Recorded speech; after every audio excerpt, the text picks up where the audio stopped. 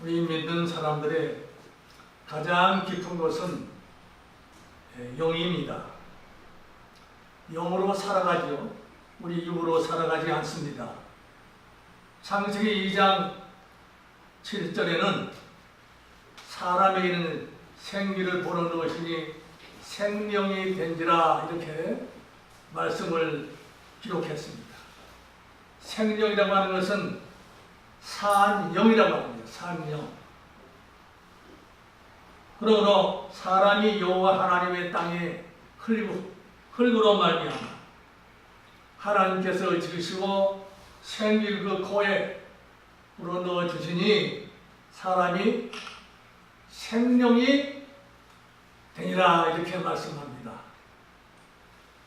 우리가 사는 것이 생명으로 삽니다. 육으로 사는 것도 물론 육의 육이기 때문에 육으로 살지만은 하나님께서 영으로 우리를 살리셨고 우리가 생명으로 살기 때문에 우리가 하나님께 우리가 감사할 수밖에 없는 것입니다. 생기는 인간과 짐승을 모두가 다 생기를 가지고 삽니다. 창세기 1장 27절에는 사람은 하나님의 형상으로 지음을 받았다라고 기록하고 있습니다. 그렇기 때문에 사람은 누구나 다 하나님의 종입니다. 하나님의 청지기로 관계를 맺고 살아가는 것입니다.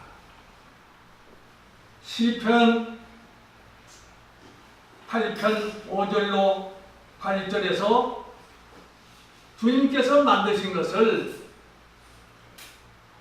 만물을 다스리라고 하나님께서 우리에게 그의 발 아래 두셨다 그랬습니다. 모든 생성된 하나님의 우주 만물에 생기가 있고 또 모든 것은 하나님께서 지으셨기 때문에 하나님의 소유입니다. 하나님의 발 아래서 모든 것을 우리를 다스리라고 하는 겁니다. 자연 만물도 마찬가지입니다만은 모든 소와 양과 들짐승이며 공중의 새와 바다의 물고기와 바닷길도 하나님이 내셨습니다. 이처럼 우리는 이 세상에 살면서 누구나 다 어떤 권리를 가지고 권리를 행사하는 것이 아닙니다.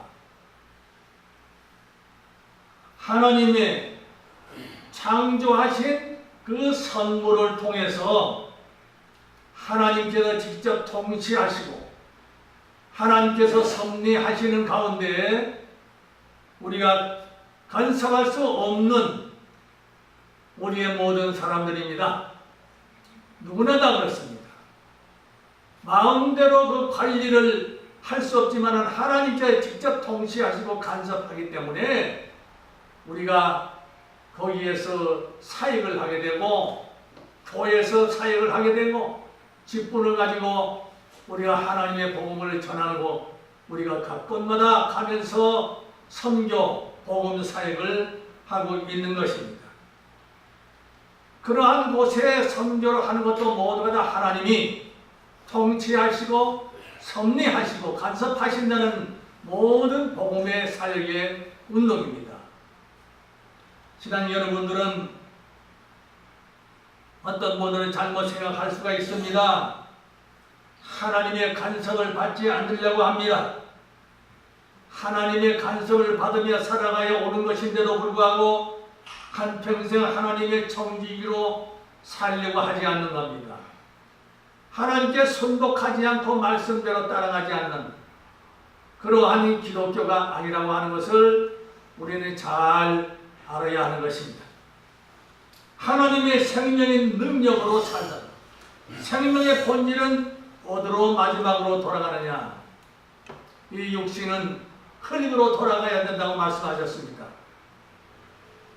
생명은 하나님 앞에서 처음 아담과 하와로 말미암아 범죄했기 때문에 사망이라고 하는 죽음이 오게 된 것입니다.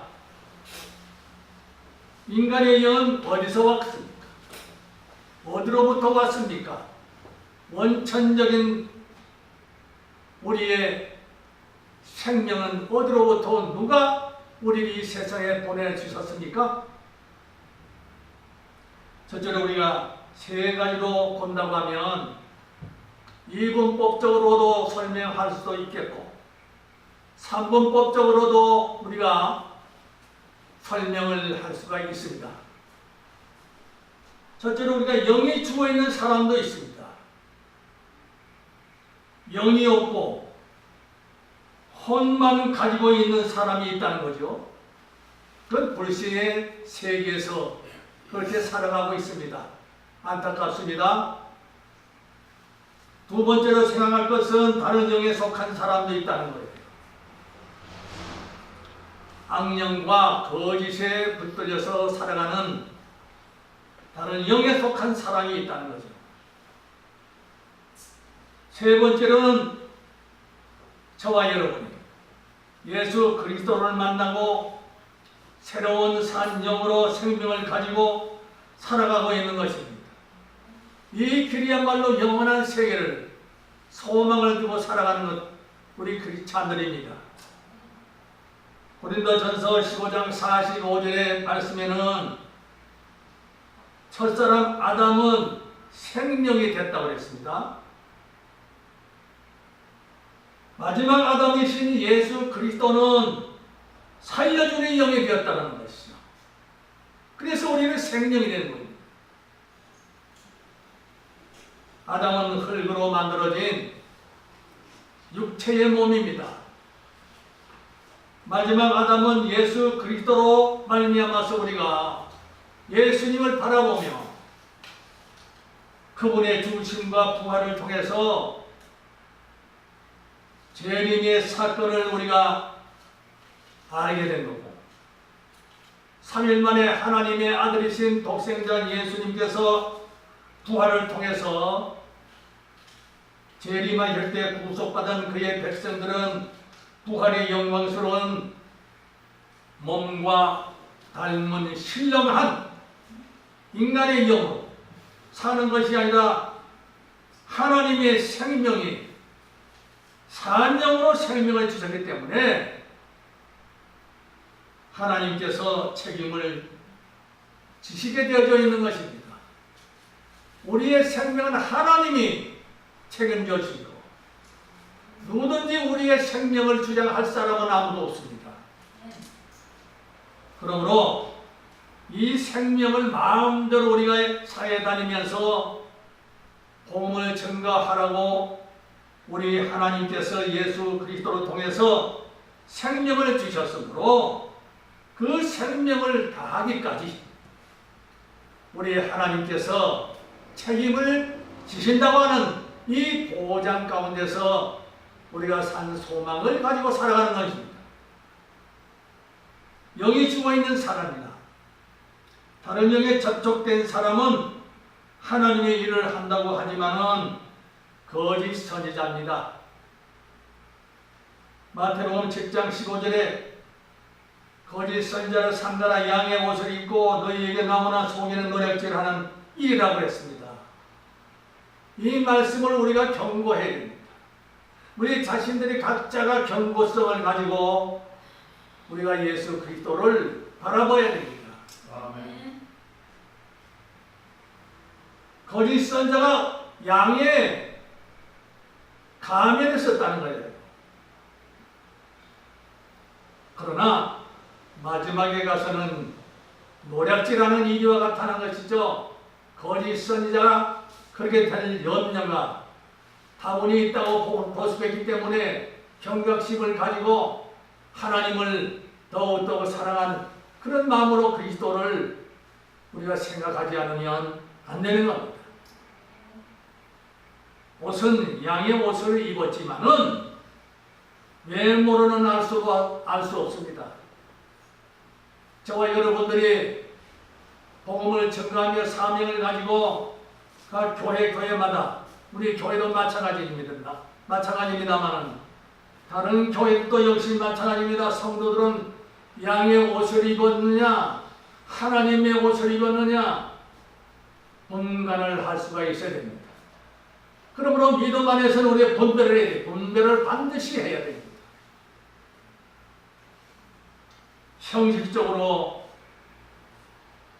거지 양털이를 입고 무엇을 하듯이 하면은 우리가 속아 넘어갈 수가 있습니다. 노략질 한다는 말입니다. 이리와 같이 우리는 노력하고 있습니다. 그러면 어떻게 우리가 알 수 있겠습니까? 영적인 안에서, 주 안에서, 성령 안에서, 말씀 안에서 그 열매를 알 수밖에 없다고 하는 이 사실은 진리입니다. 나무에 따라서 그 열매가 열리는 것 아니겠습니까? 마태복음 7장 16절에는 그들의 열매로 그들을 알지니 가시나무에서 포도를 수확을 거둘 수가 있겠습니까? 또는 엉겅퀴에서 무화과라고 하는 열매를 거둘 수 있겠습니까? 도저히 불가능합니다. 19절에서는 아름다운 열매를 맺지 아니하는 나무마다 찍혀 불에 던지느니라 했습니다. 악인의 최후가 그렇습니다. 요한복음 15장 6절에는 사람이 내 안에 거하지 아니하면 가지처럼 밖에 버려져 마르나니 사람들이 그것을 모아다가 물에 던져 사르느니라. 태양빛 있는 것하고 하나님의 말씀빛 아래 있는 것하고 다릅니다. 광명의 세계가 다릅니다. 하늘의 빛을 받으면서 살아가느냐, 인간이 어떤 흑암의 빛을 받고 살아가느냐, 모두가 다 자기 잘못하다 보면 불에 던져 사르는 그런 결과를 초래하기가 십상입니다. 교회마다 경고를 합니다.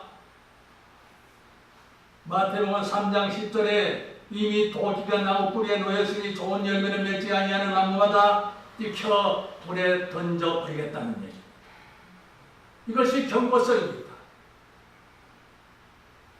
구약으로부터 신약에 이르기까지 오늘의 기독교의 신앙 안에까지 우리가 지켜 불에 던져지는 그런 결과를 초래하지 말아야 한국교회가 영원토록 하나님을 우리가 신봉하며 하나님을 이용하러 온 세계를 부를 때까지 복음에 충실한 교회의 일꾼들이 다 되셔야 할 줄로 믿습니다. 영과 열매는 하나가 되어야 합니다. 따로따로 살 수가 없습니다. 열매가 있어야 합니다. 내 심령 안에서 하나님의 말씀을 통하여 우리가 열매 맺을 수 있는 열매가 맺혀져야 합니다. 성령의 열매를 맺어줘야 됩니다. 열매는 나무의 목적이 됩니다. 그래서 열매 없는 나무는 열매를 맺어야 당연합니다. 그래서 열매로서 나무를 분별하게 되는 거라는 겁니다. 좋은 나무는 좋은 열매를 맺는 것은 당연합니다. 좋지 않는 열매는 없습니다. 좋은 나무가 있기 때문에 좋은 열매가 있다는 거예요. 물과 성령으로 거듭난 사람에게는 성령의 9가지 열매를 맺게 되죠. 있습니다. 때로는 성령을 받았는지 성령께서 나를 주장하고 있는지 없는지 인본주의로 생각하고 내가 성령의 열매를 맺느라고 거짓이 있다고 하는 이 사실도 경고성을 우리가 받아들여야 되는 것입니다. 갈라디아서 5장 22절 23절에 나와 있는 말씀이 있습니다. 성령의 열매는 사랑과 희락과 화평과 오래 참음과 자비, 양선, 충성, 온유, 절제, 이러한 성령의 열매를 맺고 있느냐 없느냐, 이것이 귀중한 우리의 법이에요. 하나님의 신실한 믿음으로 살아갈 수 있도록 이렇게 갈라내서 9가지 열매를 맺도록 하신 거라는 것입니다. 양선이 뭡니까? 성령의 지배를 받으라는 거예요. 성령의 지배를 받아서 성령께서 하시고자 하는 그 생활을 선하고 윤리적으로 포함된 모든 그 양선 안에서 우리가 성령으로 열매를 맺어가라는 것이죠. 그래서 9가지 열매는 단순히 기대하기는 어렵습니다. 단번에 우리가 맺어갈 수는 없지만 연단도 받고 고난도 받고 역경을 거치고 어려운 그런 단계를 거쳐야만이 성경의 변화도 꾸준히 힘쓰고 애쓰고 몸부림칠 때도 있고 노력 가운데서 좋은 결과를 얻을 수가 있게 되는 것입니다. 그래서 신앙의 연조가 필요하다, 이런 말씀들을 하시는 주의 여종들에게 많이 듣습니다.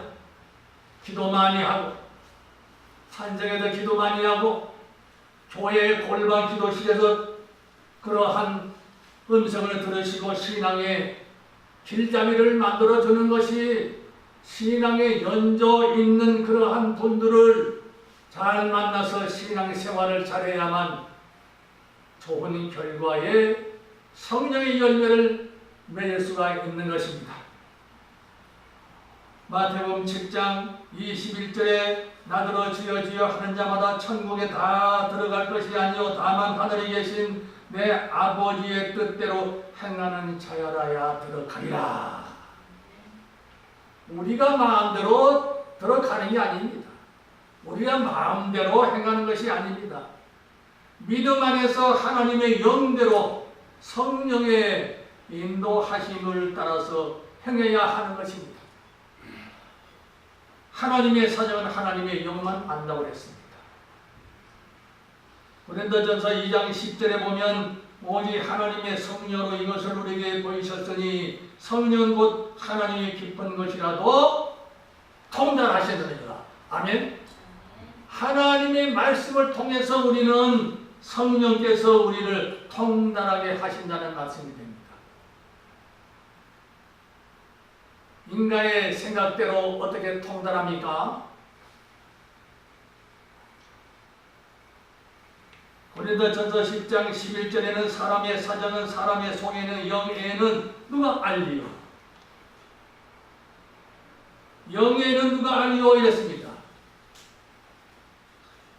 이와 같이 하나님의 사정도 하나님의 영에는 아무도 알지 못하느니라. 하나님의 영에는 우리는 알 수 없습니다. 아무리 성경 공부를 많이 한다고 하더라도 성경을 백독하든 천독하든 하나님의 영으로 살아가야 되는 거예요. 말씀대로 따라가고 인도함을 받아야 되는 것입니다. 그런데 하나님의 영이 없으면 하나님의 뜻대로 행할 수가 없는 겁니다. 거짓 선지자도 귀신을 쫓아내기도 하고 권능을 행하기도 합니다. 조심해야죠. 그러한 기적은 멸망의 기적일 뿐입니다. 하나님의 말씀에서 기적이 이루어질 수가 없습니다. 믿음 안에서 있는 것이 아닙니다. 양의 옷을 걸친 것 거짓 영들입니다. 오직 반석 위에 세우는 일이야말로 든든히 세우게 되어야 하는 것입니다. 마태복음 7장 15절에 거짓 선자라 하는 사람들이 많이 등장하는 오늘날 악의 세계가 너무너무 무시무시합니다. 그래서 거짓 선지자라 할 때에서 우리가 드러내지는 않지 않습니까? 하나님의 영으로 분별할 수 있어야 되는 것입니다. 그래서 거짓 선자라 하는 것들을 우리가 삼가하라.